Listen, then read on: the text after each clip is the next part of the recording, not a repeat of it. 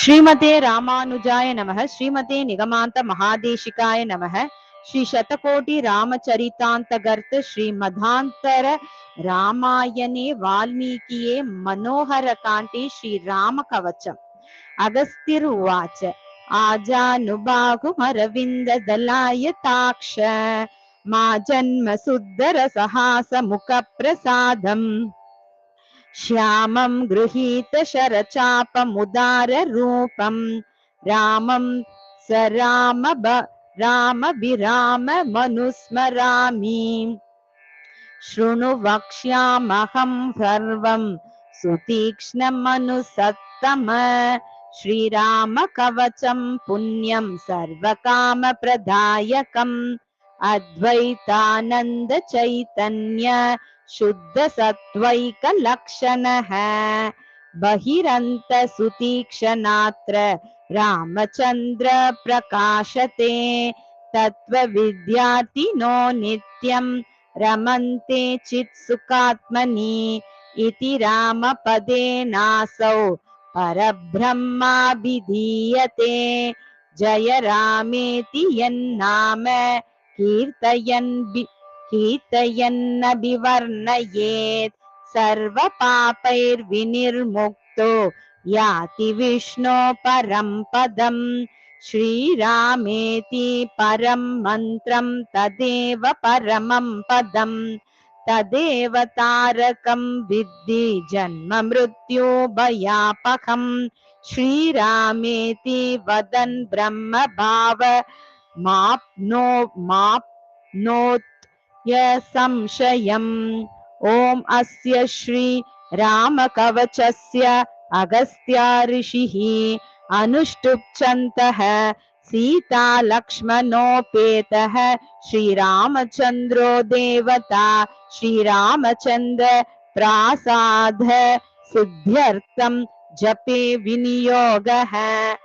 अत ध्यानं प्रवक्ष्यामि सर्वाभीष्टफलप्रदम् नीलजीमूतसङ्काशं विद्युद्वर्णाम्बरावृतं कोमलांगं विशालाक्षं युवनाम् अतिसुन्दरं सीता सौमित्रिसहितं जटामकुटधारिणं सासी तूनधनुर्बाण पानिं दानवम् अर्धनं यदा चोरभये राज भये शत्रुभये तथा ध्यात्वा रघुपतिं यद्धे कालानलसमप्रभं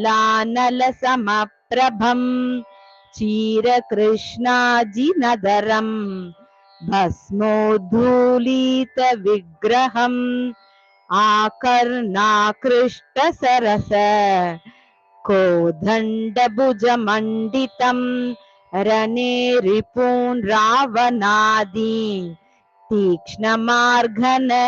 वृष्टिभिः संहरन्तं महावीरम् अग्रमेन्द्र रथस्थितं लक्ष्मणाद्यैर्महावीरैर्वृत्तं हनुमदादिभिः सुग्रीवादैर्महावीरैर्शैलवृक्षकरोद्यतैः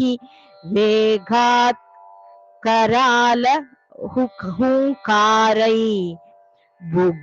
बुकार महावरै महारवैः नवद्भिः परिवाद्भिः समरे रावणं प्रति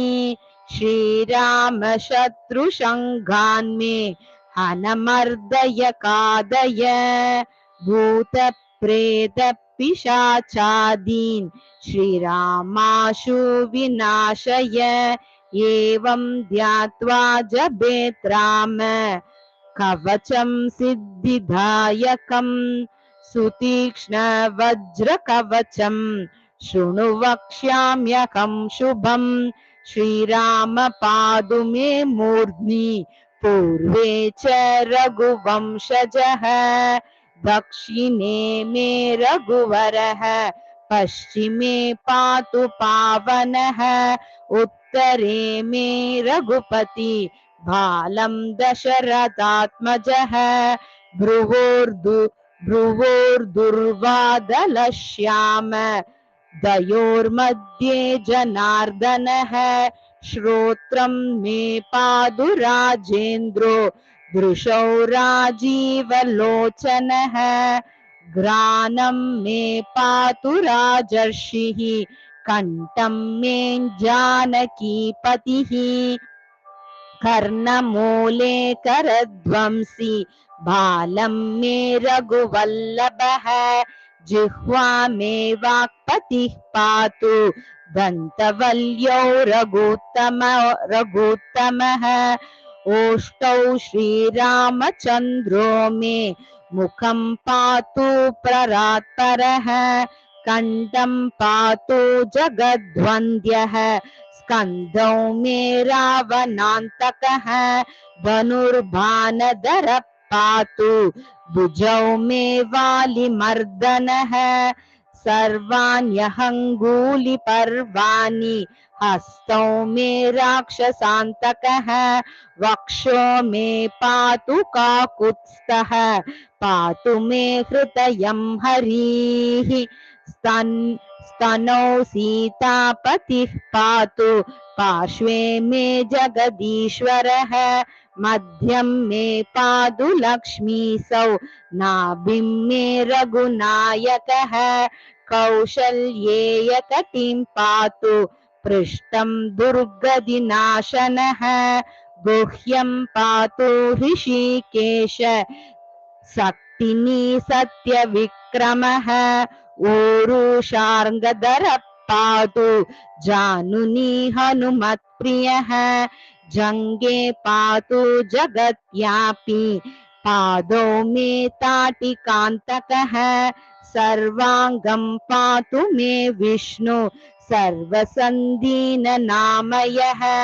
ज्ञानेन्द्रियाणि प्राणादीन् पातु मे मधुसूदनः पातु श्रीराम भद्रो मे शब्दादीन् विषयानपि द्विपदादीनि भूतानि मत्सम्बन्धीनि यानि च जामदग्न्य महादर्प दलन पादुतानि मे सौमित्री पूर्वज पादु वागादीनीन्द्रियाणि च रोमाङ्कुराण्य शेषानि पादु सुग्रीवराज्यदः वाङ्मनोबुद्ध्यहङ्कारै ज्ञानान्यानकृतानि च जन्मान्तरकृतानिह पापानि विविधानि च तानि सर्वाणि दग्ध्वासु हरको दण्डकण्डनः पातु मां सर्वतो राम शार्ङ्गबाणधरः सदा इति श्रीरामचन्द्रस्य कवचं वज्रसंहितं गुह्याद् गुह्यतमं दिव्यं सुतीक्ष्णमनुसत्तमः या पठेत् शृणुयात् वापि श्रावयेद् वा समाहितः स याति परमं स्थानं रामचन्द्र प्रसादतः महापातकयुक्तो वा भोग्नो वा भ्रूणः तथा श्रीरामचन्द्र कवचं पठनात् शुद्धिमाप्नुयात् ब्रह्महत्यादिभिः पापै मुच्यते नात्र संशयः